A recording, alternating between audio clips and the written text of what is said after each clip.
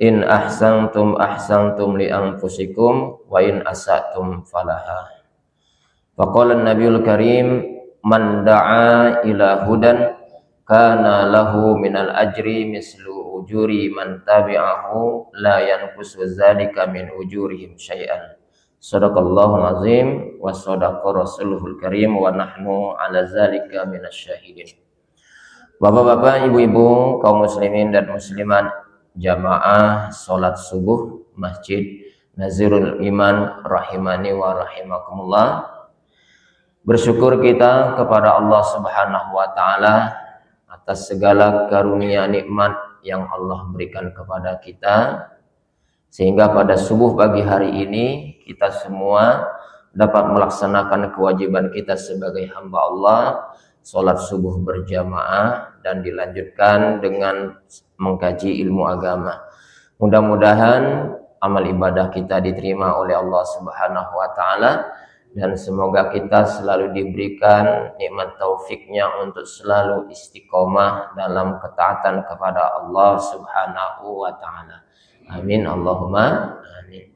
Salawat beriring salam semoga selalu tercurahkan kepada panutan kita, suri tauladan kita, junjungan kita Nabi besar Muhammad sallallahu alaihi wasallam. Baik Bapak Ibu, di hari Jumat ini, hari yang mulia, mari terlebih dahulu saya mengajak kita semua untuk sama-sama membacakan sholawat untuk Nabi, karena memang di hari Jumat kita dianjurkan untuk banyak bersolawat.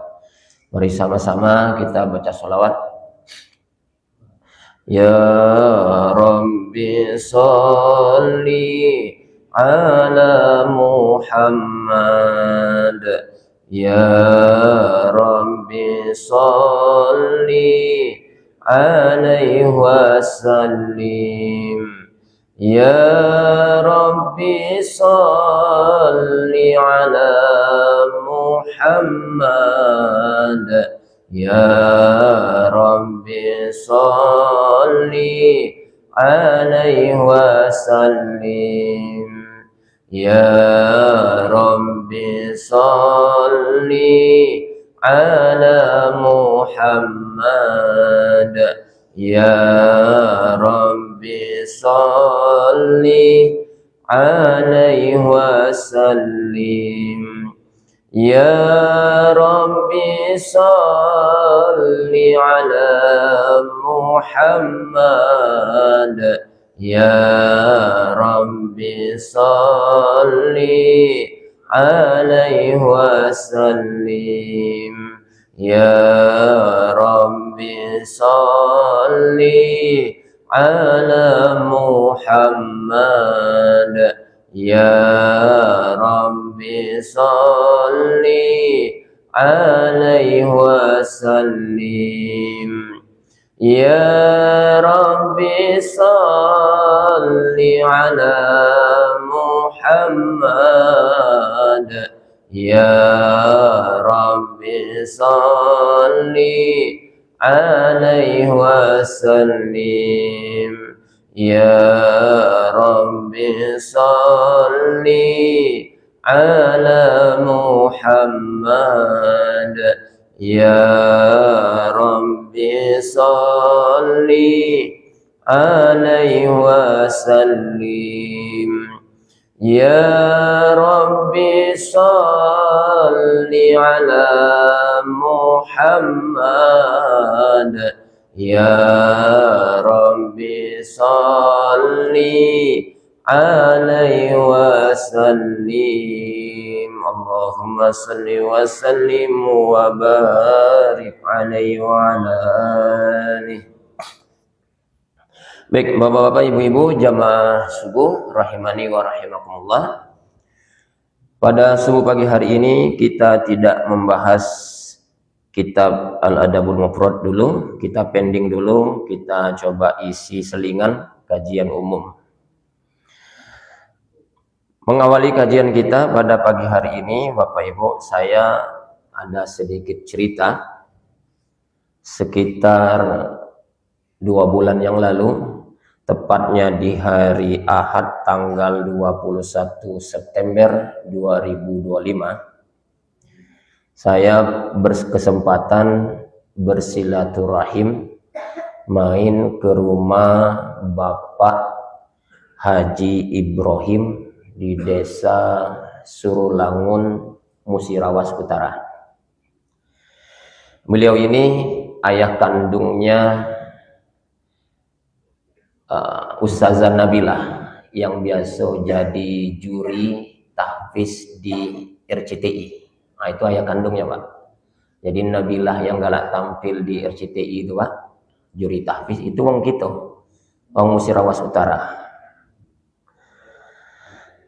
Nah, beliau ini Bapak Ibrahim tadi beserta istri, beserta anak-anaknya dulu lama tinggalnya di kota suci Mekah. Pengakuan beliau, saya ngobrol dengan beliau itu selama 37 tahun lamanya. Lumayan lama, Pak. Lama betul. Dia tinggal di kota suci Mekah selama 37 tahun. Maka Nabilah dan anak-anaknya itu lahir di sana, dia, Pak. Konon katanya anaknya Imam Sudais, Imam Masjidil Haram itu pernah belajar privat dengan Ustazah Nabilah. Nah, Pak Ibrahim yang saya maksud tadi sekarang sudah tinggal balik kampung di Desa Surulangun Rawas, dan sekarang beliau membangun pondok pesantren tahfiz yang kebetulan kalau kita dari Linggau ini pinggir jalan sebelum simpang Surulangun Rawas itu. Apa yang menarik dari silaturahim sana, Pak? Dalam kesempatan itu saya ngobrol dengan beliau, ada juga istri beliau.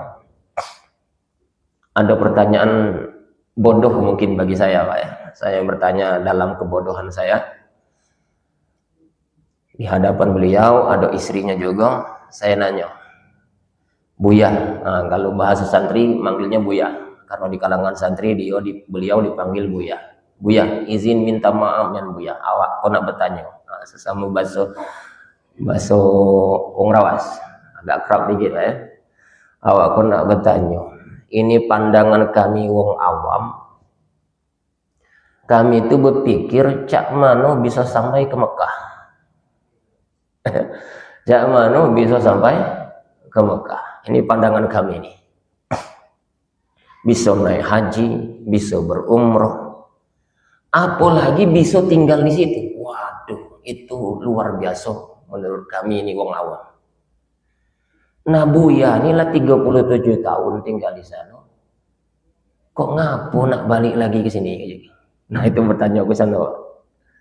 Yang kami wong luar ini, wong awam cak aku ini, berpikir cak mana bisa sampai ke sana, bisa ibadah haji, bisa ibadah umrah, apalagi kalau sudah sampai bisa tinggal di sana. Nah, Buya ini lah tinggal di sana, ibadah di Masjidil Haram berkali-kali, mungkin ribuan kali, di Masjidil Nabawi sudah mungkin ribuan kali ibadah sana.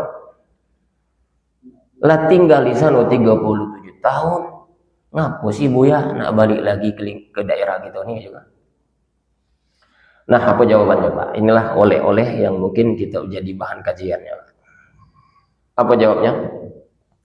Ustaz, betul awak di sana itu pacak beribadah di Masjidil Haram, kapan baik pacak, di Masjid Nabawi pacak ibadah juga kapan baik pacak, dan pahalanya wah ada bisa diragukan lagi. Ada hadis nabinya besar pahala. Salat di Masjid Haram berapa, Pak? 100.000 kali lipat dibandingkan kita salat di masjid ini. Tadi kita salat subuh tuh, Bu. Kawan kita mungkin sekarang ada yang salat subuh pula di Masjidil Haram. Salatnya sama, rakaatnya sama, gerakan sama, bacaannya sama, tapi pahalanya beda. Dia dapat 100.000 kali lipat, kita dapat 1 di sini. Itu Masjidil Haram. Masjid Nabawi berapa, Pak? 1.000 kali lipat. Nah, Pak, luar biasa. Nah, saya bisa beribadah situ katanya. Bahkan 37 tahun saya tinggal di sana. Nah, di sini jawabannya Pak. Tapi saya berpikir katanya, kalau terus-terusan aku yang macam itu, nah ini Pak, terus-terusan aku bertahan dengan keadaan itu, maka pahalanya cuma aku yang dapat. Pahalanya cuma aku baik yang dapatnya. Yang bisa menikmati pahala yang menggunung tadi, aku baik yang dapatnya. Nah, aku pengen pula katanya berpikir, cak mana pahala aku ini bisa berbuat sesuatu yang dirasakan oleh orang lain. Karena itu aku balik kampung ke sini, aku nak mendirikan pesantren. Ya Allah, malu nih yang aku Pak. Malunya tertampar aku Pak. Beliau sudah selesai dengan urusannya sendiri Pak. Kita masih berpikir cak mana urusan kita Pak. Tapi dia sudah berpikir cak mana diri aku ini bisa menghadirkan manfaat juga buat orang lain. Tidak semata-mata cak mano aku soleh secara sosial, secara pribadi, tapi cak mano aku ini menjadi orang yang juga soleh secara sosial. Nah, itu kurang lebih Pak bahan cerita yang bisa saya sampaikan di sini. Dari sini Bapak-bapak, Ibu-ibu jamaah rahimakumullah, saya kemudian menemu tulisan para ulama. Para ulama kita mengkaji, ternyata amalan itu dibagi dua. Amalan dibagi dua. Ada amalan qasir dan ada amalan muta'addi. Jadi ada istilah amalan qasir dan ada amalan muta'addi. Amalan qasir adalah amalan yang pahalanya, dampaknya cuma dirasakan oleh kita dewe, pribadi kita dewe. Nah, itu amalan qasir Pak. Pelakunya, manfaatnya cuma dirasakan oleh kita dewe. Sama aja tadi, kita sholat subuh. Tadi malam mungkin sholat tahajud, sholat witir. Malam tadi juga mungkin kita baca Quran, baca sholawat berjam-jam. Siapa yang merasakan itu pahalanya? Kita dewe. Dampaknya cuma diri kita dewe. Nah, ini namanya amalan qasir. Nanti ada ulama menyebutkan selain amalan qasir ada lagi amalan kedua, namanya amalan muta'addi. Nah, amalan muta'addi apa ini? Amalan muta'addi pahalanya dirasakan tidak hanya diri kita sendiri, tapi pahalanya juga dirasakan oleh orang lain, manfaatnya dirasakan juga oleh orang lain, bahkan dampak pahalanya Pak bisa kita dapatkan walaupun kita sudah meninggal dunia, pahala itu terus ngalir kepada kita. Nah, ini namanya amalan muta'addi. Jadi coba kita ulangi lagi Pak ya, ada dua menurut para ulama, amalan dibagi dua. Ada amalan qasir. Amalan qasir itu dampak pahalanya dan dampaknya yang merasakan cuma kita dewe. Kita dewe yang merasakan. Contoh mana? Baca Quran, sholawat, puasa, sholat, puasa dan seterusnya. Itu amalan qasir. Pahalanya cuma kita yang merasakan, dampaknya cuma kita yang merasakan. Ini amalan qasir. Nah, selain amalan qasir, kata ulama ada lagi amalan namanya amalan muta'addi. Amalan muta'addi itu adalah amalan yang pahalanya bukan kita dewe yang merasakan, tapi pihak lain juga merasakan, dampaknya dirasakan oleh orang banyak, bahkan Masya Allah pahalanya terus menerus mengalir kepada kita sekalipun kita dewe lah meninggal dunia. Mana contohnya? Nih, masjid bisa berdiri ini Pak. Siapa yang punya jasa? Kita ini Pak. Bapak duit kemarin lekat ke kipas angin, lekat ke tiang ini, lekat dengan sejadah, mimbar segala macam. Ini amalan muta'addi. Jadi menara, jadi WC, duit kita kemarin Pak. Duit yang Bapak Ibu infakkan itu. Ini amalan muta'addi. Kita meninggal dunia, terus kita dapat pahala dari masjid ini Pak. Maka kalau ada peluang untuk bisa beramal amalan muta'addi, jangan disia-siakan. Masjid perlu bangun ini, cepat Pak, berlomba-lomba untuk mengejar itu. Kita mengejar amalan muta'addi yang pahalanya tidak hanya kita merasakan, tapi juga dirasakan oleh orang lain. Baik, Bapak Ibu jamaah rahimakumullah. Jadi ada dua jenis amalan yang punya dampak berbeda. Nah, dari dua ini mana Pak yang lebih afdol? Mana yang lebih utama? Apakah amalan muta'addi? Apakah amalan qasir? Dua-duanya bagus, tidak boleh ditinggal. Sholat jangan ditinggal, jangan ngejar amalan muta'addi, tidak galak sholat, tetap itu Pak. Tetapi kalau dibandingkan nanti mana yang lebih utama, tentu ulama membahasnya ada perbedaan, tanpa harus meninggalkan amalan qasir Pak. Kata ulama, tetap amalan muta'addi jauh lebih afdol, lebih utama daripada amalan qasir, dengan punya dampak. Dalilnya yang dipakai oleh para ulama kita, hadis dari Nabi kita Muhammad SAW yang bunyinya, wa inna fadlal alim 'alal 'abidi ka fadlil qamari lailatal badri 'ala sairil kawakib. Ini hadis Nabi. Wa inna fadlal alim 'alal 'abid. Keutamaan ahli ilmu dibandingkan ahli ibadah, keutamaan ahlul ilmi dibandingkan ahlul ibadah itu seperti perbandingan antara rembulan bulan purnama dibandingkan dengan jutaan bintang di atas langit. Jadi malam-malam ada malam bulan pertama, jutaan bintang kedap-kedip Pak, bagus di langit itu, dihiasi oleh jutaan bintang di langit, indah betul. Tapi semua itu menjadi menjadi kurang keindahannya manakala kita melihat satu bulan purnama. Jadi pandangan kita langsung terfokus nengok betapa indahnya bulan purnama, padahal dikelilingi oleh apa? Jutaan bintang. Cuma kita lebih terkesan dan terpesona melihat bulan walaupun cuma satu. Nah, disitulah diantara perbedaan antara amalan qasir dengan amalan muta'addi. Amalan qasir itu diibaratkan jutaan bintang, amalan muta'addi diibaratkan seperti rembulan bulan purnama yang begitu indah dan mempesona bagi kita yang memandang dan melihatnya. Nah, inilah kata ulama, tentu saja ada beda. Apa yang lebih utama? Maka jawab para ulama kita, tentu amalan muta'addi jauh lebih utama daripada amalan qasir. Bapak-bapak, ibu-ibu jamaah rahimakumullah. Kalau kita kemudian mengkaji lebih dalam, hampir semua jenis amalan yang disyariatkan dalam ajaran agama kita, agama Islam, ternyata Islam agama kita tidak hanya menuntut kita untuk menjadi hamba Allah yang soleh secara personal, tapi lebih dari itu tuntunan dan tuntutan dari ajaran agama kita menuntut kita untuk menjadi orang yang juga sekaligus soleh secara sosial.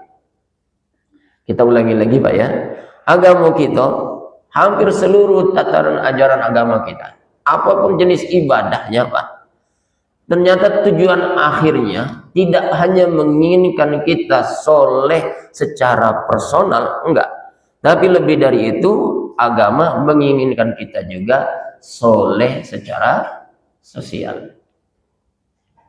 Bahkan dalam hal-hal tertentu kesolehan kita secara personal mentok disoleh secara personal baik, bisa-bisa kita dipandang oleh agama sebagai pendusta agama. Memang soleh kita Pak secara personal, individu kita soleh, rajin sholat, rajin puasa, rajin betul baca Quran, rajin betul baca sholawat, rajin betul sholat sunnahnya Pak, jangankan yang wajib, sholat sunnah pun rajin. Secara personal kita soleh, tapi dalam hal tertentu agama ternyata menyebut kita sebagai pendusta agama. Salahnya di mana, Pak? Nah, lihat Al-Quran surah Al-Ma'un di juz 4, Pak. Apa kata Allah? A'udzubillahi minasyaitonirrajim. Bismillahirrahmanirrahim. Ara'aitallazi yukazzibu biddin. Tahu tak kamu, kata Allah, siapa itu pendusta agama? Nah, ada yang disebut oleh Allah pendusta agama, Pak. Siapa pendusta agama? Fadzalikallazi yad'ul yatim. Uangnya tidak peduli dengan anak yatim, suka menghardik anak yatim, cuek dengan anak yatim. Nah, mungkin kita tidak masuk di kategori ini, tapi boleh jadi masuk di yang kedua, Pak. Wala yahuddu ala ta'amil miskin. Pendusta agama yang kedua kriterianya apa kata Allah? Wala yahuddu ala ta'amil miskin. Orangnya pendusta agama itu kata Allah tidak peduli kiri kanan terhadap orang miskin. Pokoknya yang penting ku soleh. Aku pacak makan kenyang, aku pacak tidur nyenyak, aku pacak sholat khusyuk, ibadahku khusyuk, selesai. Uang lain masa bodoh. Puji Allah, pendusta agama yang model ini, Pak. Salahnya apa? Tutup mata, tutup telinga, tidak peduli dengan kiri kanan. Nah, Bapak Ibu jamaah rahimakumullah. Nah, kalau kita melihat itu, ternyata agama enggak hanya menginginkan kita soleh secara personal, tapi agama menginginkan kita juga soleh secara sosial. Oleh karena itulah Bapak Ibu jamaah rahimakumullah, sekarang mungkin koreksi buat saya dan buat kita semua. Apa yang harus kita koreksi dari diri kita? Sikap yang berikutnya apa, Pak, yang harus kita lakukan? Koreksi buat saya dan buat kita semua adalah, mari kita lihat apa potensi yang ada pada diri kita. Apa potensi kita, Pak? Potensi yang diberikan oleh Allah kepada kita, kemudian jadikanlah semua itu untuk kemudian menjadikan diri kita tidak hanya soleh secara personal, tapi lebih dari itu Allah menginginkan potensi yang ada itu kita harus juga soleh secara sosial. Mulai dari mana, Pak? Ya silakan cek apa yang ada di kita. Apa yang ada di kita. Misal hari ini kita tinjuk Allah punya harta yang cukup, punya harta yang banyak. Nah, harta yang diberikan oleh Allah itu syukuri. Alhamdulillah ya Allah, aku termasuk hamba-Mu yang Kau karuniakan nikmat harta. Tapi dengan harta itu Allah menginginkan apa dari kita? Allah tidak kepengen lewat harta itu kita hanya soleh secara personal. Tapi Allah pengen lewat harta yang dititipkan kepada kita, Allah pengen kita juga soleh secara sosial. Maka harta yang diberikan oleh Allah jangan hanya sekedar untuk ditumpuk-tumpuk saja, jangan hanya sekedar untuk dibangga-banggakan saja. Cak manus harta yang kita miliki ini bisa kemudian memiliki dampak sosial buat orang lain. Lihat kiri kanan kita, ada orang yang mungkin susah makan. Lihat kiri kanan kita, ada orang yang mungkin putus sekolah. Lihat kiri kanan kita, ada panti asuhan, ada panti jompo yang mereka semuanya barangkali membutuhkan uluran tangan dari kita. Maka harta yang dititipkan oleh Allah kepada kita, jadikanlah itu tidak hanya membuat kita soleh secara personal, tapi cak mana kita menjadi hamba Allah yang soleh secara sosial, punya dampak buat orang lain. Izin, Pak, misalnya, Pak, aku ini ditunjuk oleh Allah nikmat harta yang banyak, kayu betul aku nih. Harta-harta kunian, kebun-kebun kunian, aku nyari duit dengan cara yang benar, dengan cara yang halal. Lalu dengan harta yang banyak itu, Pak, aku kumpul-kumpul, aku gunakan untuk naik ibadah umroh. Boleh tidak, Pak, kira-kira? Boleh? Boleh tidak, Bu? Harta kunian, halal, lalu harta itu laku kumpul ternyata cukup untuk berangkat ke tanah suci menunaikan ibadah umrah. Boleh? Boleh. Di sana aku dapat pahala, di situ aku dapat, masya Allah banyak yang pahala, Pak. Dibenarkan oleh agama. Dah, berangkatlah aku menunaikan ibadah umroh dengan harta yang ada tadi. Karena aku nih wong kaya, bulan depan terkumpul lagi duit, banyak duitnya. Dah, berangkat lagi. Boleh? Boleh. Dah 2 kali, Pak. Bulan ketiga, masya Allah cair lagi duit aku banyak lagi, Pak. Terkumpul lagi, berangkat lagi aku bulan ketiga. Boleh? Boleh, Pak? Lah, apalah kendor jawabannya. Boleh? Boleh. Akhirnya karena saking banyak duit aku, Pak, tiap bulan aku pacak menunaikan ibadah umroh. Boleh? Boleh. Secara personal dekatnya masalah, tapi coba tanya, Pak, ada tidak dampak buat orang lain? Nah, mari kita turunkan ego sendiri sedikit, Pak. Umroh siapa yang tidak galak? Beribadah situ siapa yang tidak galak? Punya dampak, punya banyak pahala. Tapi coba cek, ada tidak dampak buat orang lain? 30-an juta, Pak, ongkos untuk ke tanah, biaya untuk umroh tanah suci. Andaikan 30 juta itu, Pak, sedikit kita turunkan ego, jangan hanya untuk diri kita dewe. Jingok wong kiri kanan kita, ada wong yang kadang-kadang mohon maaf, jangan kena ke tanah suci, ke pasar beda kati duit ongkos untuk ojek. Mau kita berbagi ke dia? Dan dampaknya ada wong butuh modal untuk beli, untuk dagang bakso. Ada wong butuh modal untuk dagang model. Dagati modal, tidak baca penjualan, Pak. Duit 30 juta itu, dah kita relakan. Hari ini, bulan ini, aku tidak dululah umroh. 30 juta, satu orang kita unjuk 10 juta, lah dapat berapa, Pak? Nah, berapa uang dapat? 3 keluarga, Pak.